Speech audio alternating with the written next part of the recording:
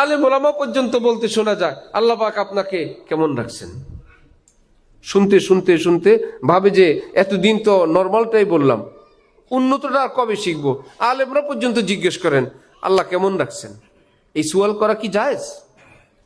পাল্টা যদি প্রশ্ন করে আল্লাহর ব্যাপারে কি আপনার সন্দেহ? আল্লাহ কেমন রাখছেন অর্থই তো আপনার প্রশ্নের মধ্যেই তো এই কথা নিহিত। আল্লাহ কি ভালো রেখেছেন না খারাপ রেখেছেন, এই দুইটার মধ্যে থেকে আপনি জানতে চান আল্লাহ কেমন রেখেছেন। এই আকীদা রাখা জায়েজ আছে? এই আকীদা থেকে যদি কেউ বলে ভাই আল্লাহ কি আপনাকে ভালো রাখছেন না খারাপ রাখছেন, এই উদ্দেশ্য থেকে যদি কেউ বলে যে আল্লাহ কেমন রাখছেন, এই প্রশ্নকারী তো গুমরাহির মধ্যে, আরেকজন কি দিবে হেদায়েত? এই সুয়ালে তো জায়েজ নেই। কারণ আল্লাহ পাক কাউকে কোনো অবস্থাতেই খারাপ রাখেন না।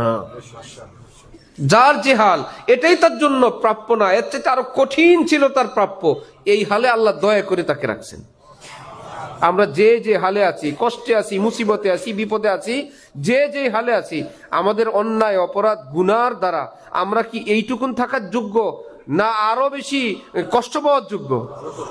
রব্বুল আলামিন আমাদেরকে যে হালে রাখছেন তাহলে কি খারাপ রাখছেন না ভালো রাখছেন? আমি একদিন হযরত আল্লামা সাহেবকে বললাম, হযরত আকাশ তো ভালো আছে। হযরত বললেন আকাশ কি আবার খারাপ হয়? আকাশ তো ভালো দেখা যায়। হযরত বললেন আকাশ ভালো দেখা যায়, আকাশ কি কখনো খারাপ দেখা যায়? বলতে চাও যেটা সেটা এই ভাষায় বলো। আকাশ তো পরিষ্কার দেখা যায়, আকাশ তো সাফ আছে মাশাআল্লাহ, বেগোবার বৃষ্টিহীন আছে। আমরা সেটার নাম কি আকাশটা ভালো আছে, তার মানে আকাশ আরেক সময় আসে আকাশ আর ভালো না। সাজাইছেন আল্লাহ, আপনি বলেন আকাশটা নাকি ভালো না। মেঘমালা দিয়ে আকাশ সাজায় রাখছেন আল্লাহ, আর আমি আপনি বলি না আকাশ ভালো না, আকাশ ভালো না। তাহলে কামিলিনের সোহবত থেকে যদি কেউ ঈমান না শিখে, দিন না শিখে, দিনের কল্পনা জল্পনা তো থাকে, দিন থাকে না। আল্লাহ কেমন রাখছেন এই ব্যক্তির উদ্দেশ্য আমি একটু আগে যে অভিযোগ করলাম, অধিকাংশের উদ্দেশ্য সেটা না। উদ্দেশ্য হলো যদি বলি কেমন আছেন, বলে ভালো আছি, এ জালেম আল্লাহর নাম নেয় না, যাতে তার মুখ দিয়ে আল্লাহ বের করানো যায়। এই জন্য সুয়ালওয়ালা একটু আগায় দেয় আল্লাহ কেমন রাখছে, ওই বান্দা যেন বলে আল্লাহ ভালো রাখছে। ঠিক আছে? মূল উদ্দেশ্য হলো যে আমি যদি কেমন আছেন বলি, একদম ইংরেজদের মতন দুনিয়াদারদের মতন হয়ে যায়। আমরা একটু দিনের সঙ্গে চলি ফিরি, মাদ্রাসা মসজিদ খানকা তবলিগ, আমরা কেন বলবো আল্লাহকে আপনি কেমন আছেন?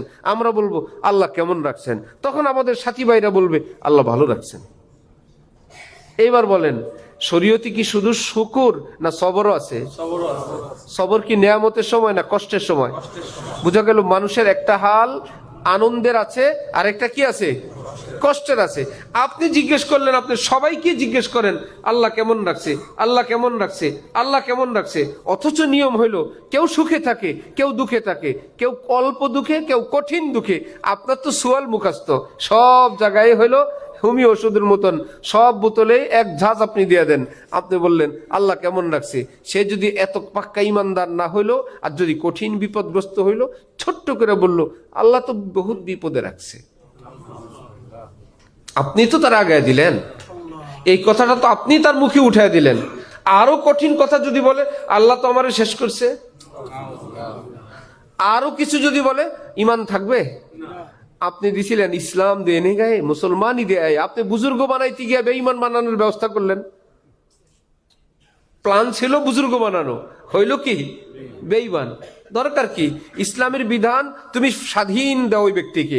আপনি কেমন আছেন, সে ভালো হাল থাকলে বলবে আলহামদুলিল্লাহ, কষ্টে থাকলে বলবে আলহামদুলিল্লাহ আলা কুল্লি হাল। এই দুইটা ব্যবস্থা থাকাই তো প্রমাণ করে সে দোনোটা বলার স্বাধীনতা আছে। কষ্টে থাকলে বলবে আলহামদুলিল্লাহ আলা কুল্লি হাল, আল্লাহ যে হালে রাখেন আলহামদুলিল্লাহ ভালো আছি।